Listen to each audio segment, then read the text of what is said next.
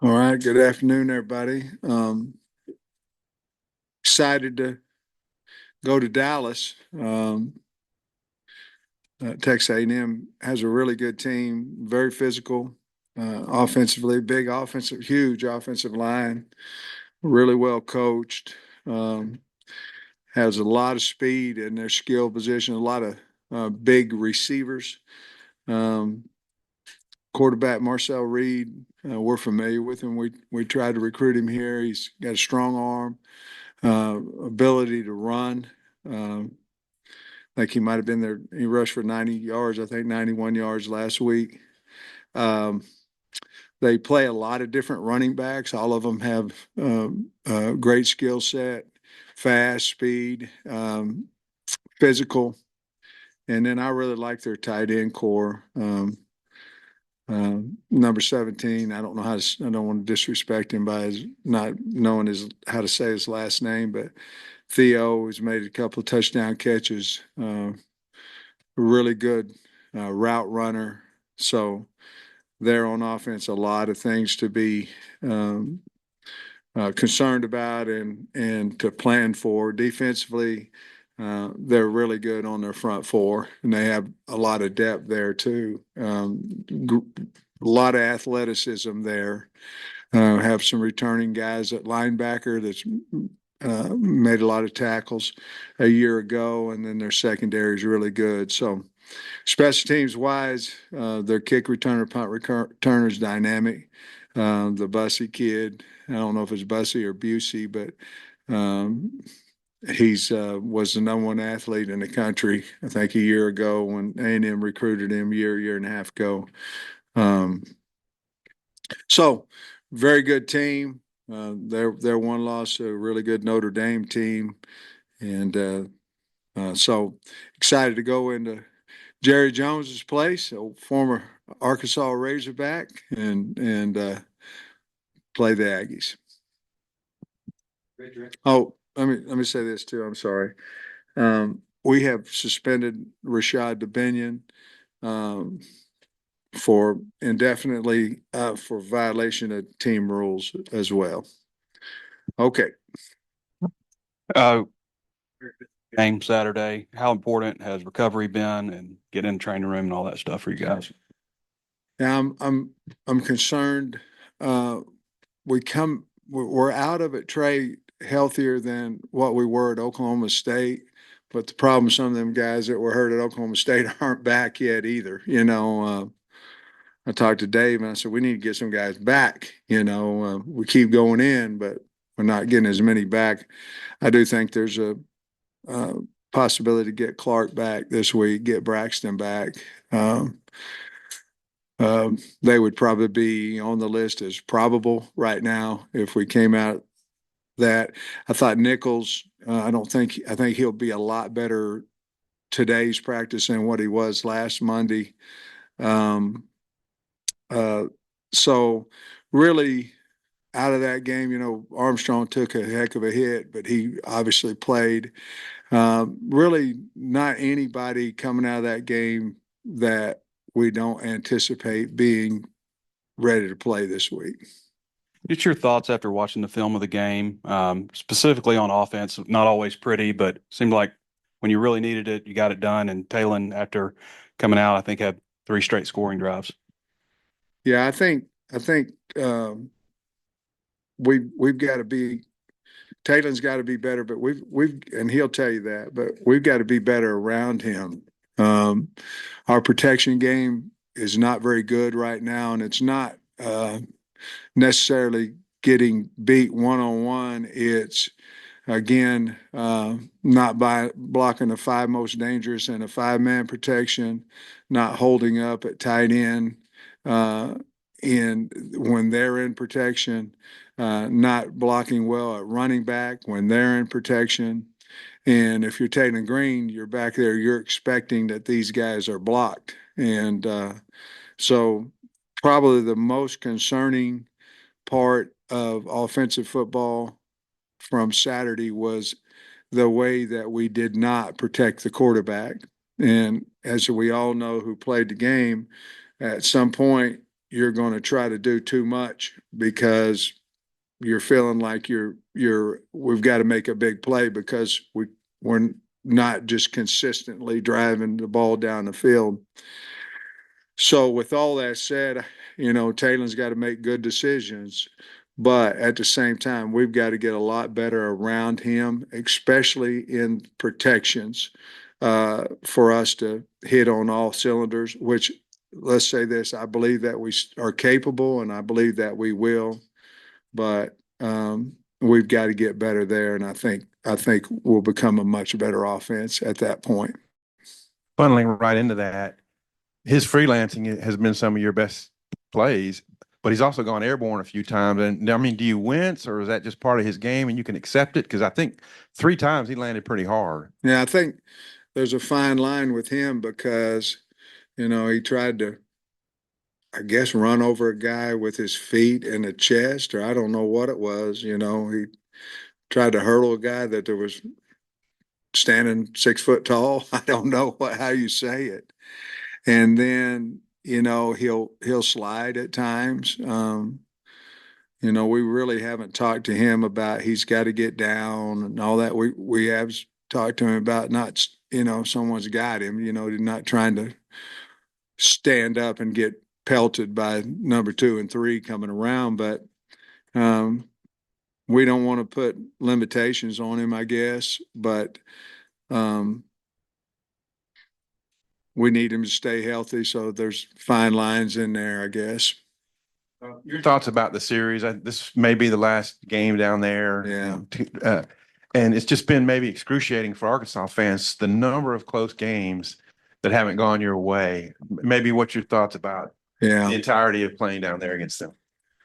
Well, I guess this is year 10, and I don't know how many we've won. How many have we won? It was a couple years ago. So obviously it hadn't been a great series for us. But there's excitement in recruiting about the game. There's excitement for the players. We have a lot of Texas kids and going back to Dallas and playing in the stadium and, alumni, great alumni of Mr. Jones.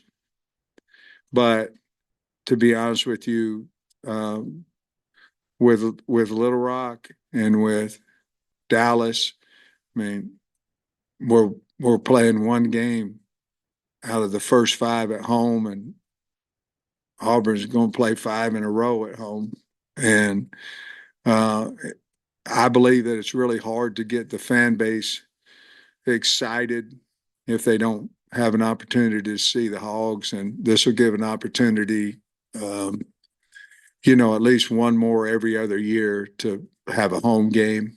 And so as grateful as we are for going to Dallas, it's the last time. Obviously, we'd like to win it and bring the trophy back.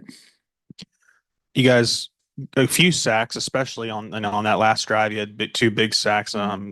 What did you see from the pressure overall? Did any specific player maybe contribute to that uptick in quarterback pressure, or some scheme things there? Well, I think that the illusion of pressure helped us. We pressured them, but then there was illusion of which one of these 6 guys in here are going to rush the passer. And anytime you put doubt in, and I'm not saying there was, but it looked like it. Anytime you put doubt in offensive linemen's minds about, and that's why everybody stands up and you've got 6 or 7 guys and 3 of them drop out. They're trying to figure out which ones are rushing and which. Anytime you do that, the O linemen are playing slower. And I felt like our illusion of pressure, whether we were going to blitz or not, helped us tremendously. I thought it helped us on the edge. I felt like we did a much better job rushing, pushing the pocket inside, and I felt like our defensive ends were getting edge pressure. So I think you put all those together, and obviously we covered well, but you put all those together, and we wanted to try to, you want to sack guys, but I think the main thing is we wanted to move the quarterback off his spot. And I felt like we did that pretty well during the game. How good was it to see the secondary play the way they did without Braxton? And, moving forward, what does that do for those guys and their confidence with, the rest of the SEC schedule coming? Well, it should, we played three. I thought Stewart, we don't talk about him, but I thought he played really well in his 30-some snaps, as well as Singletary and Cuddy. But we needed them. I think it's going to help us in the long run. We played more players, played more earlier. We played more D linemen, which we learned a little bit from Oklahoma State, that we needed to get guys a little so we could be fresher at the end of the game. But I think it's very, very big that we can go out there and I'm sure you might have wanted to mention Clark as well. You know what I mean? Or you may have, but without Hudson out there, I think it just helps us as the season goes on, building confidence, and it certainly helps the team because you've got other guys that are playing that normally might not have a shot to play that many reps. They go out there and they play well. TJ Metcalf is the same way, where he's maybe not starting, maybe starting, and then this year. He's played really outstanding football, so he got his opportunity, and the more you get them out there, the more you can see and see if they're gamers or not. And I was really pleased. That's a good question. I was really pleased with those guys. Coach, more on just the back end of the secondary, Johnson, Slaughter, and TJ. Do you feel like maybe other than I don't know what happened on the 4th and 2 that Auburn, went for a touchdown. Yeah. But other than that, do you feel like maybe those three played about as well as they played as a group? I did. I'll be honest with you. And TJ played a magnificent game. So did Slaughter. Slaughter was really, really good. Really good. Jaden came up and did a good job as well. We've got to get guys on the ground, a little bit more there with our secondary coming up and tackling. But Slaughter played outstanding. We just took a bad angle on the 4th and 3, and those are if you said something defensively, it would be we can't give up explosive plays, and we gave up really 2 big ones in the game, and we can't afford to do that. But totality, they really played well, as you know, and I thought those safeties did a good job. If you play any defense and they have good safeties like Auburn did, if they have good safeties, it's hard to run the football and hard to throw the football. And I felt like we are getting better and better in that aspect.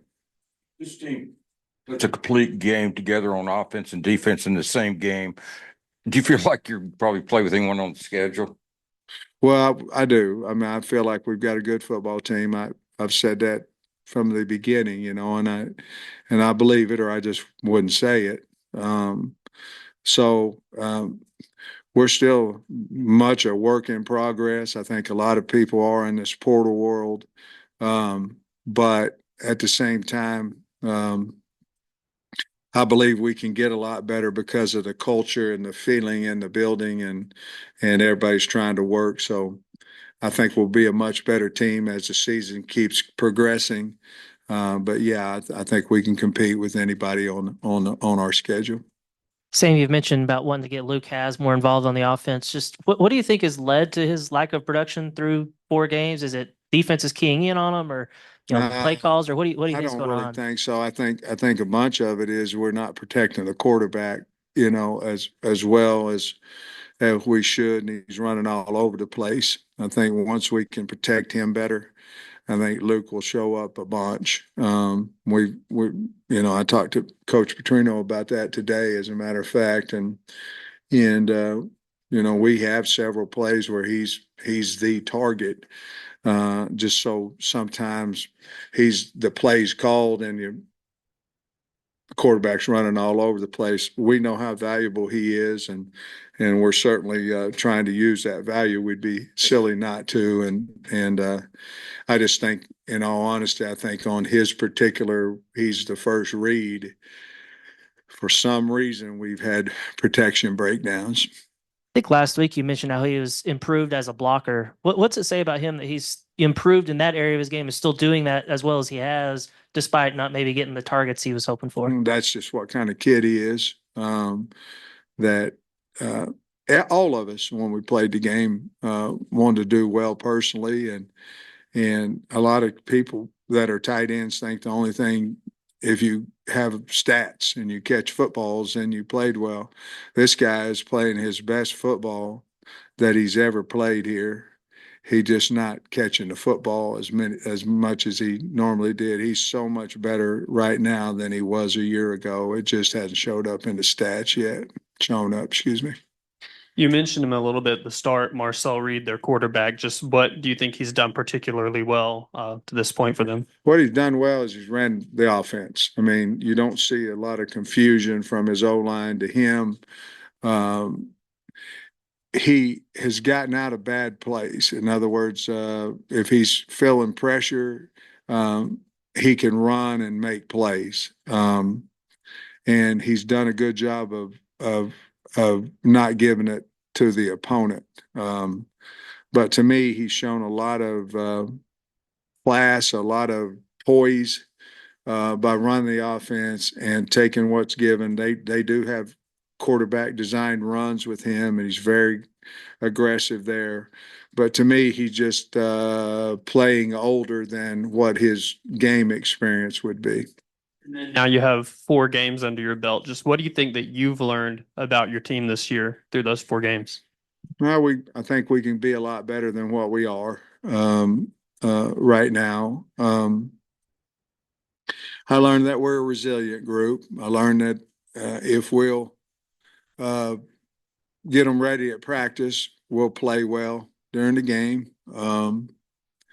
We certainly have to take care of the ball better, but I really like this team. I like, being in the locker room after the game Saturday is priceless. You can't buy it. It was a lot of fun. We've got a mature team.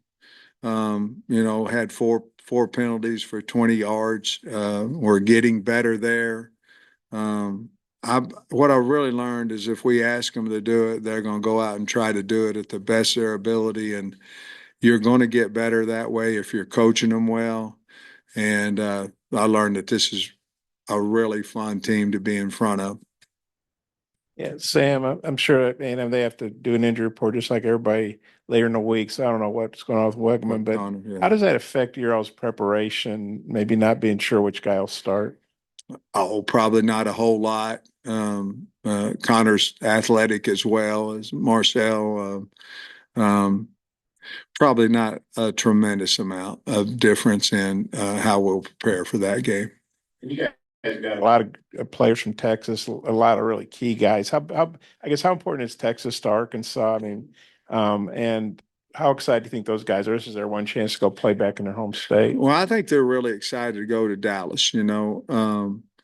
I think if you look at any program, I don't know, within a direct flight from, Texas has so many athletes that I think there's a lot of programs that rely on Texas football players.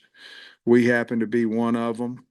And, a lot of ours is East Texas, the Dallas area where we're going back to. Obviously, you have Jaquindon and Talon, from that area, and Andrew Armstrong from that area. And so I think, obviously they want to go back and have a big show, but Texas is very vital for us in recruiting. This question too. Now about the kicking now. Ashton, no, Scott, he's a super dangerous returner, and no snapped and got down there and tackled him twice. I just wonder what do you think it says about him to go down and tackle a guy like that, and then just what kind of job has he been doing snapping for you? I have 5 clips that I'm going to show the team today, and 2 of them have to do with no. One of them, he made the tackle, and the guy returned a touchdown last year against us, and No goes down there and tackles him, and the next one, him and dadgummit, our returner last year. Bryce Stevens. Him and Bryce Stevens went down there, and then I've got another one where our kicker kicks off and he goes and makes the tackle. And I got another one, Jasmine James, who's not playing on wide receiver, but he is gloving up their gunner. And then I had one more on there. Dylan Has, who's not playing defense, but three guys had to block him. And the message is this is about a team. You know what I mean? So, No did a wonderful job there, and I think the guys are really buying in on special teams. We could have played better and all that, but we played really well. Obviously, we got to find a way to make the very first kick in the game. You know, that's 2 out of 3, and he'll get better. He'll get more confidence, but he did a nice job of making the one to put us up 10. And no snap, and I haven't detected a bad snap for him. No, he's been really good there on both short and long. So he doing a really good job. He's a fun kid. That whole special teams room is a fun group of guys. The specialists are a fun group of guys. They love the Hogs and a lot of fun to be around. You've been on the staff a bunch of times on the trip to Arlington, head coach several times down there. You mentioned the difficulties winning in that building. Not so much what is it? What is something you think maybe that could change that would flip this result in your favor? Well, I think every game is unique along with every team. And you look back at my 4 previous years down there and well, the first one was supposed to be in Arlington and somehow COVID moved it to College Station. I don't understand that one. Still don't. But somehow it was a home game. I need to get off of that, but the other 3 down there, potentially, you know, we could have won at least 2 of those games, and got to find a way to finish the game. I don't think it's a mistake about A&M or playing in Dallas or anything like that. I just think that we got to figure out how to finish and hold on to the ball and just basic things you do in every game. But I do love the atmosphere going into that stadium with half the people from Arkansas and half the people from Texas A&M. It's really, really cool, and it's a great environment to be, and it's a lot of fun. Funner whenever you win, you know, but we'll try to do that this week. One more, Coach, and that was just, you ran the ball 10 straight times in the fourth quarter. I mean, what does that say about your confidence in the offensive line and the ground game right now? Well, we needed it. You know, we needed to do that, need to take some time off the clock. You know, Bobby has a lot of confidence in our backs, our running game, our blockers. You know, that including Talon in that, obviously.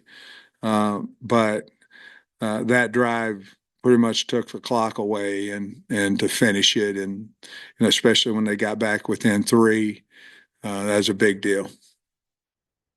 Speaking of running backs, Russell got cut loose a little bit and got some action. What was it about where his progression, I guess, where you felt more comfortable getting him? Yeah, you know, we've always believed in him, Trey, because you're not going to put a guy in on a goal line down here on the 2-yard line and it's his first carry of the game if you don't believe in him. When you're early, you're kind of finding out about your team and you're kind of finding out how many carries can 22 take and how many. And so I think it's just been a little bit about us learning our backfield and are we going to try to play 4? Are we going to try to play 5? Or are we going to try to play 3? And going into the game last week, it was more the last. It was more, hey, we're going to play 3 guys, and Braylon's got to get in there. And, you know, the one, he cut one up the middle. I don't know what it was, 12, 15-yard run in there, and he looked really good. And you know, anytime a guy that you haven't played a lot goes in and has early success, you play him a little bit more, and I imagine his load per game will amp up a little bit more. But We just saw that he was practicing extremely well. We always have believed in him. It's just it's a little scary to put a young one in there early, and we finally said, "Hey, we've got to because we got to be fresh in the fourth quarter, and he'll help us." And so that's what we did. You would have coached against Mike Elko in 2020 Mhm. in College Station and 2021. Any other run-ins with him, whether it's on recruiting trail, past? No, I like him. situation? He's a very, very smart guy. Very, very good defensively, obviously, and has proven that, at Duke, and now he's a very, very good head coach. I like him. I respect him. I've gotten to know him in the head coaches meetings, and but I'll say this: he's a very, very intelligent man, and has done a really good job there. But other than that, no. Hey, coach, a couple of the snap issues popped up again on Saturday, low out to the right for Taylor. Just watching the tape back, what did you see on that, and what's it going to take to fix that? Well, the one that went on the ground was he was moving to his left and he snapped it right. It's not so much we're snapping the ball too hard. We're snapping it too fast. I mean, it's coming back there like a Nolan Ryan fastball. And if you're off a little bit, the ball's hard to catch. And if he's low, I mean, Taylor's a bunch, 6'6", 6'7". And so look, if you don't do something full speed, and we've got to get this fixed as well, but if you don't do something full speed, then you've really never done it. In other words, if I'm going to be going full speed in a game, and I haven't been able to because of my ankle in practice, you've snapped, but you haven't snapped what a game's like. And I I think Addison's doing a good job. We'll get it fixed. We have to get it fixed. But I think it'll be better this week because he'll be able to go full speed on that ankle. Mentioned Coach Elko's defensive background, just scheme wise, what makes him such a good coach? What makes it so difficult to attack? A lot of it has to do with base downs, but I think he's really, really a genius. I don't know what the word is. Very, very good in third down pressures. He'll always have something new, and then he'll have his old reliables. But again, it's who's coming, who you're supposed to block. I think great defensive coordinators have a really good package for each game, and then they try to tweak the package for each game. He's really, really good at that. You guys have no shortage of impact transfers, but Saturday you had, TJ, Isaiah making, big plays. How gratifying is that personally for the program, for your recruiting moving forward, that guys that have come in from their true freshman year are making SEC winning plays? Yeah, it's amazing how it's a blend now, and I think that's that way in most programs, but it's a blend of guys and I tell you, to watch a guy like Isaiah and here's what he was, and here's what he is. Very, very gratifying I mean, that was a great catch. It was pass interference, but it was a great catch as well.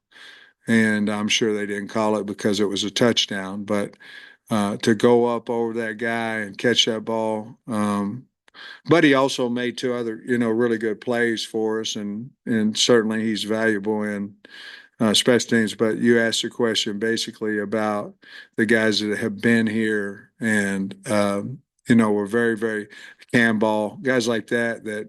Landon was transferred, I guess, but we're glad he's here. But Campbell, I can't even think of Eric Gregory. And those guys that have been here for a while, and to see them progress in the program and now become leaders in the program, pretty special deal. Does that make a difference in recruiting? Like it's guys from that started? I think it does. I do, especially local. When I call local, 5, 6 hour radius of our state. I think it does. I think we were unaware of the Pashka injury until the report came out. But can you update us on what's happening with him? A concussion protocol. So I don't know whether he'll be back this week or not. We'll have to wait and see. I'm sure both teams had some gripes about certain plays in that game, but there was a running into the punter that looked Yeah. pretty obvious on replay. I mean, do you guys still do the compilation and send it into Yeah. the office? We sent it in. That was one of the plays on there, and we haven't gotten the review back yet, but it looked like he ran into him and he fell down to me, but I looked at 2 or 3 times. It still looked like he ran into him and he fell down, but we'll see what it is. I'm not an official and I don't want to get fined, so I'll wait to see what they say. You had a couple 3 players that Talon led them and they got smashed by a defender. Mm. And as TV talked about it, maybe there was a little drifting of some routes. So I wonder about the timing. How critical maybe is it for the timing to be a little better It so is. those don't happen? You're 100% on. The timing's got to be better on that. I think when the protection gets better, the timing will be better as well. I don't know as much as, I think we'll get the ball out of our hands faster too. I don't know as much. We didn't feel like it was as much as route running as just the timing and the pressure in his face to get the ball off. Coach, going back to what you were talking about with the offensive line and pass protection, what is it specifically you're not seeing from your guys that is allowing them to give Talon more time? Well, one, the offensive line is responsible for 5-man protection, and we've got to block the 5 guys that are coming. And if they bring 6, we've got to block the first 5. We're not doing that. Okay, so that's one. 2, we have to communicate better to get our backs on the 6th guy in 6-man protection. And we had way too many missed assignments on that. And so to answer your question, for the most part, it's not we're getting our butt whipped. We're not doing what we're coached assignment wise. And the kids are trying their tail off. And I'm not giving an excuse. It was really loud out there, but some of these things are base stuff that we should certainly pick up, and we did not. Considering the fact that I think, if I'm not mistaken, I think you've got 3 new guys along the offensive line this year. In the day and age of the transfer portal, how much more difficult is it to get specifically the offensive line to play as one unit when you've got so many guys coming in either in the spring or at the beginning of the fall? 2 things here. Number one, I really like our offensive line, and I'm sitting here talking about pass protection, and we're running the ball extremely well. We've got to get better at pass protection, but I could say that every single week as well. Okay, so I'm really, really proud of what Coach Mateus and the offensive line have done, and we are getting much, much better. So I want to make that very, very clear. I forget what your question was. Just from the standpoint that when you've got so many transfers coming in nowadays on the offensive line, how much more difficult is it to get them to play as a unit when you don't have as much time with them or they haven't been in the system? I think that's the biggest thing about if you see what's going on in college football. I'm not for sure there's as good offensive lines out there as there used to be. And that's the old freshman red shirt. Here we go. I've coached 2 old linemen at redshirted that got drafted in the first round, one in the 7th pick and one the 29th pick. And, but you don't have them that long anymore. It's either if they're really good, they'll be out in 3. If they're need developed, they'll be out in 1 to somebody else's school because they'll go develop somewhere else and then leave and go develop somewhere else. And you just don't have the kids as long. And that's the one more than anything that has to be cohesive together. We're talking about mistakes right now that will get fixed, but that we're talking about mistakes that I think if you had these guys together for a little bit longer than 4 games, I'm not for sure that we'd be making them because we've got good players and we've got good coaches. We've got intelligent players. We've got to do a better job, and that starts with me, of getting that fixed. But I think to your point, I think where you see it is offensive line play. I don't think if you look around the league, I just don't think it's as good as it used to be. You mentioned the guys from Texas, Dallas area. In your experience here, how much has this game helped recruiting, and how much do you think it'll be a factor not playing the game there? I don't know that it will be a factor, not playing the game there. You know, for instance, A&M can bring recruits and we can't, you know, so I don't every other year. I actually think it's going to be better because we'll be able to bring our recruits here next year to play A&M in here. And you can't tell me it's not going to be sold out and crazy in here. So there's some advantages there. How it would affect the recruiting, we'll have to wait and see. The long history of Arkansas football before they played in that game, they had some pretty darn good Texas players as well. So hopefully that'll be the situation. I think recruiting is a lot about working and about what's your record and needs, and now it becomes and money. But I don't know. I hope I answered your question. Hey, Sam, I don't know if you think about stuff like this, but when the series was renewed, when Bobby was the head coach, he went 3-0. So you and Bobby are the only Arkansas coaches to beat A&M since the series got renewed back in, I guess it was 08. Just, do you have some thoughts on that? Well, I'm glad he did. I mean, maybe we can go 4-0, you know. No, I mean, you know, Bobby, when he was there, they were rolling, you know, had good football teams and but really we haven't talked about, you know, really that far back, you know, but I don't know. I'm glad he's on our staff, and hopefully, you know, we can go get us another one. And you're talking about how smart Elko is. He went to Penn, you know, so he's an Ivy League guy. Yeah. And all I due went to respect to all, Pitt, Spur State. yeah, all due respect to all the, I can't think of another SEC coach from an Ivy League school, or for that matter, at any of the big power schools. You just don't see it very often. Yeah. It's obvious one of us didn't go. That'd be up here.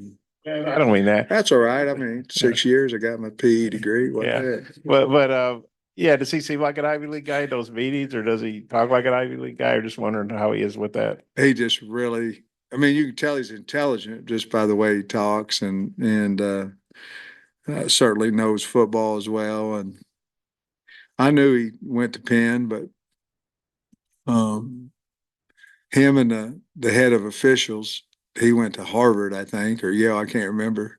Which one was it, Pat? Harvard. So them guys, they're gonna win the spelling bee. I can tell you that. Thanks, Greg. Appreciate you.